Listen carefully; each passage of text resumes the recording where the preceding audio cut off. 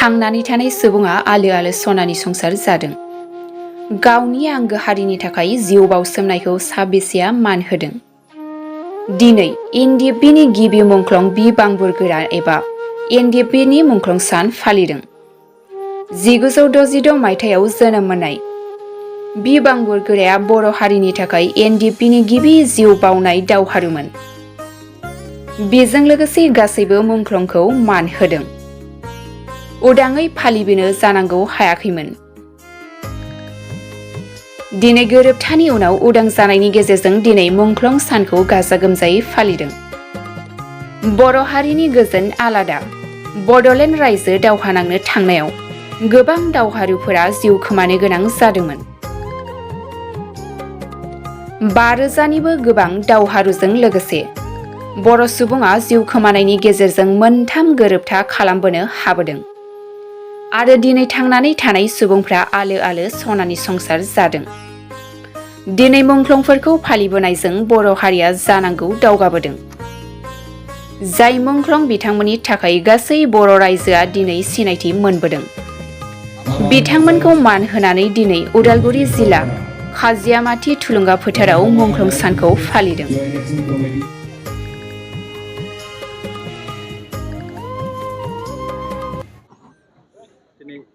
एनडिएफबिनि जे गिबि मुंख्लं बि बांबुरगोरानि दिनै मार्चेस डे बेयाव दिनै फालिदों खायजामाथियाव नोंथाङाबो बाहागो लाफैदों रायजोआव थांदों।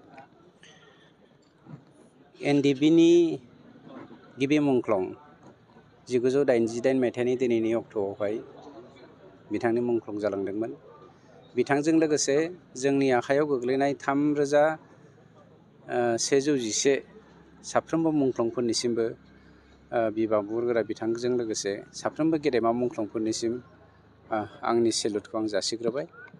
हारिनि थाखाय बिथांमोना जिउ बाउलांबाय आरो हारिनि थाखाय बिथांमोना जोंनो लामा दिन्थिलांबाय जे हारिनि थाखाय गावनि जिउआ मालाबाबो देरसिन नङा, गावनि लुबैनाया गावनि न'खरा मालाबाबो देरसिन नङा, बेखौ बिथांमोना फोरमान होलांबाय आरो जों बेखौ मालाबाबो बावगारनो हानाय नङा। दिनै 36थि मुंख्लं सान फालिनायनि बे हाबाफारियाव आंबो सासे फालिफानो मोननाय बर' फिसा हिसाबै गावखौ गोजोननाय मोन्दों।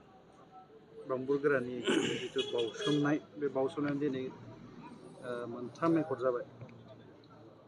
मावनांगौ गोबां दंबावो, बेनि थाखाय नोंथांमोननि गभर्नमेन्टआ माबायदि इनिसियेटिभ लादों?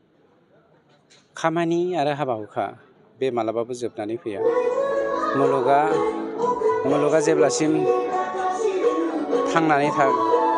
मुलुगा जेब्लासिम थाबाय थागोन अब्लासिम जोंनि मावनांगौ खामानिया, बाउसोमनांगौनि खामानिया, हारिनि थाखाय गावखौ जिउ बाउनायनि खामानिया मालाबाबो जोबा। मोनसे समाव जोङो अस्त्र हमनानै हारिनि थाखाय जिउ बाउदोंमोन। दिनैनि दिनाव जोङो खर'नि दावहाजों हारिनि थाखाय जिउ बाउनांगोन। बेखौ बिथांमोना जोंनो फोरोंनानै गालांबाय। गतिके सोमोनांथाव बिथांमोननि जिउ बाउनाया आरो बिथांमोनखौ जोङो मोनसे थुलुंगानायनि प्रतीक हिसाबै लानानै जों आवगायलांनांगोन। ओरैनोथ' जोङो बे खेबावहाय 200निख्रुइबो बांसिन जोंहा मोनसे इनस्टलमेन्ट फैबावनो गोनां दङ। दासिमबो आसाम गभर्नमेन्टनिफ्राय बेखौ हरथ'वाखै, खिन्थु जोंनियाव 500निबो खाथियावहाय रेडि जानानै दङ। जोङो पेज हिसाबै बेखौ होबोगासिनो दङ। अलरेडि जों 3 पेज होखाबाय। दा नेक्स्ट पेजखौ जोङो बावैसोनो होनाय जागोन। गतिके बे नेक्स्ट पेजाव 4थि पेजाव सोरनि हाबगोन जों बेखौ बुंस'नो हाया। बेखौ इउनिफाइड कामान्ड होनाय मोनसे कामान्डनिफ्रायसो बेखौ सिलेक्सन खालामो। जास्ट जोंनियावहाय आंनि आखायावहाय दा आं मोननाय बायदियै 3,111था मुंख्लंफोर दङ। बे मुंख्लंफोरनि गेजेराव पेज वाइसै बेखौ जों होलांबाय थानाय जागोन। ओनसोलाव गोबां बर' एनडिएफबि बिथांमोनाबो दंबावो, बिथांमोननि माबा मोनसे राहा? 65 सा जेलाव दङ। बेनि 11 साया कनभिक्टेड। गासैबो आन्डार ट्रायेलाव थानाय, कनभिक्सन जानाय बिथांमोननि जा उदां अख्राङाव लाबोनायनि हाबाफारि बे सोलिगासिनो दङ। जोङो मेडियानि गेजेरजों दल दामनानै जोंनि सुथुरनो जोङो खाबु होनो नागिराखै। गतिके जोंनि खामानिखौ जों मावलांगासिनो दङ। बेखौ गभर्नमेन्टआनो मावदों। मानव गेदेर प्रमद बर' बिथांनि जा सरकार, बिटिआर सरकार, बे सरकारानो बे खामानिखौ बा हाबाफारिखौ मावगासिनो दं।